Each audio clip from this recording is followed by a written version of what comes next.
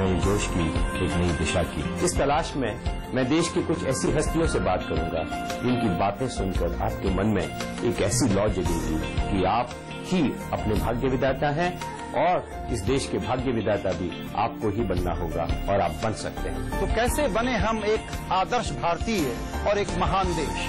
CNBC आवाज की एक खास पहल। कौन है भारत भाग्य विधाता? एक तलाश वल्लभ भंसाली के साथ। के प्रायोजक हैं बोजो रंगोली इजी क्लीन और इंडसइंड बैंक। स्टॉक मार्केट का सबसे एक्शन पैक्ड शो, जहां हर सुबह हम बताते हैं आपको 1 घंटे में 40 स्टॉक्स यानी शर्तिया कमाई के 40 नुस्खे। पहला मैच लेकर हम हाजिर हैं। सारे के सारे बल्लेबाज उतारेंगे, आज गेंदबाज भी हैं, लगभग बराबरी वाला मामला है।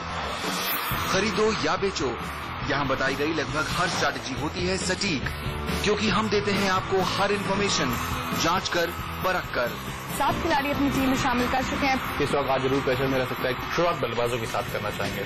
स्टॉक 2020 रोज सुबह 7:30 बजे सिर्फ CNBC आवाज पर। ये है TVA टीम और आप देख रहे हैं CNBC आवाज।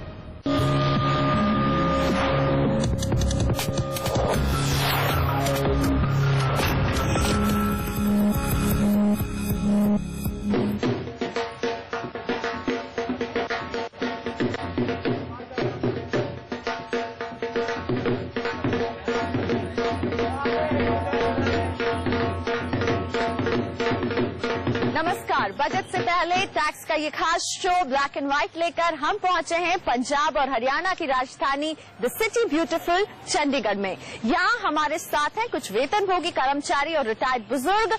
अपनी चाहत इस बजट से हमारे सामने रखने के लिए वित्त मंत्री तक अपनी आवाज पहुंचाना चाहते हैं CNBC आवाज के जरिए। इनसे टैक्स की तो बातें होंगी ही, लेकिन कुछ बातें ब्लैक एंड व्हाइट भी होंगी। विदेशों में भारतीयों के अनअकाउंटेड मनी के लंबे चौड़े खाते खुले हुए हैं। काला धन पनप रहा है, लेकिन क्यों पनप रहा है, इसकी रोकथाम कैसे हो? क्योंकि अगर इस रोकथाम होगी, ईमानदार टैक्स पेयर के साथ अन्याय होता रहेगा। ईमानदारी से टैक्स अदा करने वाला टैक्स अदा करता रहेगा, लेकिन चोरी करने वाला टैक्स चोरी करता रहेगा। ऐसी भी कुछ बातें हम रखेंगे आपके सामने, जानेंगे आपकी भी राय। लेकिन फिलहाल चंडीगढ़ वालों की बात रखते हैं हमारे और आपके टैक्स गुरु सुभाष लखोटिया के साथ और सवाल जवाब का सिलसिला शुरू करते हैं। और सबसे पहले अशोक मदान जी हैं, नौकरी पेशा हैं और अपने सवाल के साथ एक चिंता भी लेकर आए हैं। इन्हीं के सवाल सुनते हैं, पूछिए। हाँ जी, मैं लखोटिया जी से एक बेनती करना चाहता हूँ कि हमारी जो रिक्वेस्ट है वो वित्त मंत्री जी तक पहुँचाएं। हमारा ये है कि जो सरकार ने ये इनकम टैक्स एक्ट बनाया है उसमें खुद ही ऐसे लूपचोल छोड़े हैं जिसमें कि ब्लैक मनी खुद ही वो बढ़ावा देते हैं। जैसे एक इंडिविजुअल पर्सन है, प्रोप्राइटरशिप फर्म चलाता है, अगर वो 10 लाख भी कमाता है तो उसमें से वो अपनी गाड़ी के खर्चे, मोबाइल के खर्चे इन्फ्लेटेड करके, ज्यादा करके डाल के उसको 1,80,000 से कम कर देता है अपनी इनकम। सरकार कहती है कि ये ठीक है, अलाउड है, इसका टैक्स नहीं बनता। दूसरी तरफ एक नौकरी पेशा आदमी है, उसकी इनकम 2 लाख है, वो अपनी जेब से 4,000 5,000 कार पे भी खर्च कर रहा है, मोबाइल पे भी खर्च कर रहा है, उसको कोई छूट नहीं। उसको कहती है सरकार कि एक्ट के मुताबिक आपकी 2 लाख इनकम भी है तो 1,80,000 माफ है, बाकी तो टैक्स दो आप 20,000 पे। तो मेरा ये सवाल है कि इसकी सजेशन ये है कि जो वो एक बंदा किसी को मिलता भी है अगर, तो वो 800 तक एग्जम्प्ट है। समझ गए आपकी बात। आपकी भड़ास आप निकाल रहे हैं, तकलीफ अपनी निकाल रहे हैं बिजनेसमैन से कंपेयर करके कि अगर बिजनेसमैन गाड़ी रखता है, डेप्रिसिएशन क्लेम करता है, खर्चे क्लेम करता है और वेतनभोगी को कुछ नहीं मिलता है। हाँ, ये बात तो बिल्कुल सही है। इतिहास की तरफ जाएं तो वेतनभोगी कर्मचारी को पहले स्टैंडर्ड डिडक्शन मिलता था, अब बिल्कुल नहीं मिलता है। आपकी परेशानी को देखते हुए आदरणीय वित्त मंत्री जी से हम अनुरोध करेंगे कि वेतनभोगी कर्मचारी को स्टैंडर्ड डिडक्शन मिले पहले की तरह। लेकिन लखोटिया जी, ये तो है कि स्टैंडर्ड डिडक्शन मिले, लेकिन इन्होंने जो एक बात उठाई है, बिजनेस कम्युनिटी से कंपेयर किया है कि जो चोरी कर रहा है वो चोरी करता रहता है, तो कहीं ना कहीं पूरे सिस्टम में लूप होल है कि ये चोरी हो रही है।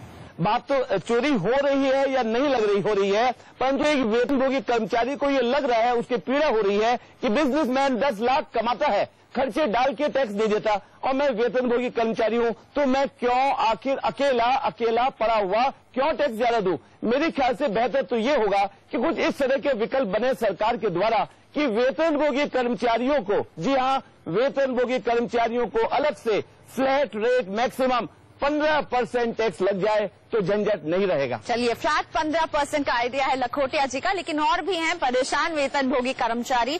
संदीप मिश्रा जी यहाँ पर बैठे हुए हैं, उनका सवाल लेते हैं। सर, मेरा आपसे सवाल ये है कि मैं सैलरीड एम्प्लॉय हूँ किसी ऑर्गेनाइजेशन के अंदर, जो मेरे पास कन्वेंस जो एक्सपेंस जो मैं करता हूँ, तो जो स्टैंडर्ड इनकम टैक्स के अंदर है वो 800 रुपया एग्जम्पशन मिलता है, बट मेरे एक्सपेंसेस आज की डेट में ज्यादा है। सपोजली मैं आज कार ड्राइव करता हूँ, पेट्रोल के दाम 20 रुपए से 67 रुपए पहुंच गए हैं, जबकि इसके अलावा अगर हम देखा जाए बिजनेसमैन हर तरह के एक्सपेंसेस को कितने रुपए महीना खर्चा हो जाता है आपका? सर, लगभग 5 से 6 हजार रुपया। समझ गए आपकी समस्या, पीड़ा लेने के बिजनेसमैन को दो गाली किसको भी दो, पर अपनी समस्या में तो यही है ना कि आपको अर्थात वेतनभोगी कर्मचारी को 800 रुपए, जी हाँ, केवल 800 रुपए एग्जम्प्टेड है transport allowance, commuting, office to office, घर से आदि के जाने के लिए। पर एक बात देखिए, आप तो रहते हो चंडीगढ़ भैया, यहाँ तो खर्चा फिर भी कम है।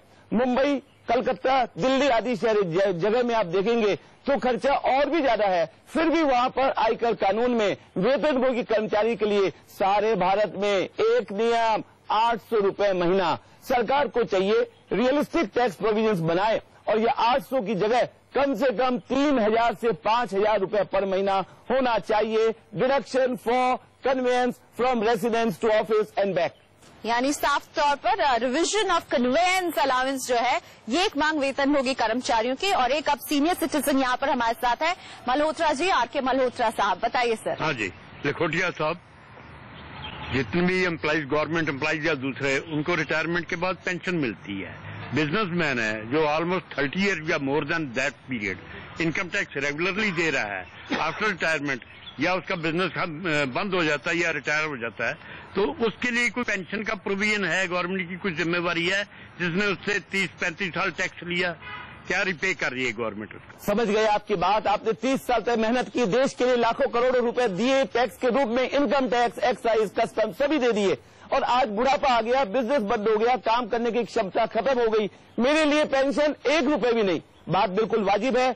इसके लिए सरकार से तो मैं एक सजेशन देना चाहूंगा, सभी टैक्स पेयर का, पर्टिकुलरली जो बिजनेस में है, उनका पासपोर्ट बनाया जाए, पासपोर्ट टाइप एक पासबुक बनाई जाए, उस पासबुक में जितना हमने टैक्स दिया वो लिखा जाए, और जब बुढ़ापे आ जाए, हमारा बिजनेस समाप्त हो जाए, तो जितना रुपए लिखा है कम से कम वहां तक बीमारी का खर्चा या पेंशन कुछ न कुछ दिया जाए। बिल्कुल जरूरी है आपकी बात, और देश में सरकार कुछ नहीं कर सकती तो कम से कम रिटायर्ड व्यक्ति जिन्होंने बिजनेस में करोड़ों रुपए अब तक कमा के देश में दिया टैक्स, उनके बुढ़ापे के लिए कुछ न कुछ करना चाहिए, कुछ पेंशन जरूर मिलनी चाहिए। चलिए, कुछ और बातें होंगी, लेकिन इस छोटे से ब्रेक के बाद हम अभी वापस आ रहे हैं अपने शो ब्लैक एंड व्हाइट के साथ और जानेंगे कि चंडीगढ़ वालों को क्या चाहिए बजट 2012 में।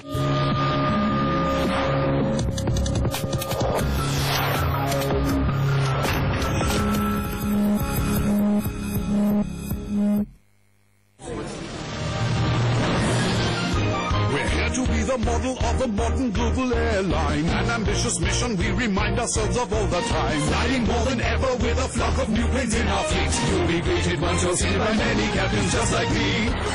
On your journey there up in the air, we'll handle every hassle. Great with kids and seniors to tourists and multinationals.